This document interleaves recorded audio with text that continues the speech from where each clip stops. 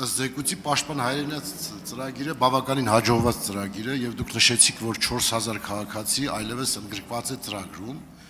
Հիմա ես կուզենայի հասկանալ, մենք ռազմավարական իմաստով այս ծրագիրը շարունակական է լինել, թե ունենք սահմանափակում, որ որևէ կետից հետո, այսինքն պայմանական ասած 10000 լրանալու դեպքում ծրագիրը չի շարունակվելու։ Այս թեման ինչ եմ ասում, որ մեր նոր սերունդը արդեն որոնք պատրաստվում են ծառայելու, այս ծրագրի մասին բավականաչափ տեղեկացված են եւ կցանկանան նաեւ շարունակության մասին տեղեկացված լինել։ Շնորհակալություն։ Շնորհակալ եմ, պարոն Բագրատյան, այսօրվա նախագիծը նաեւ նրա մասին է, որ ծրագիրը այո շարունակական է լինելու եւ մենք ակնկալում ենք, որ այս պահի շահառուները որոշում ընդունեն պայմանագիր կնքել եւ երկարացնել իրենց աշխատանքը զինված ուժերում եւ ըստ էության դառնան մեր հիմնական կազմի զինծառայողներ։ Այսօրվա առաջարկի էությունը հենց դրանում է կայանում, բայց նաեւ նշեմ, որ մենք արդեն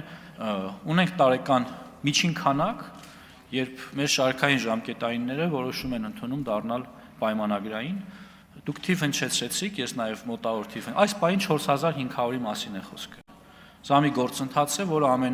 ամենօրյա ռեժիմով փոփոխության է ենթարկվում ու մշտապես դրական առումով։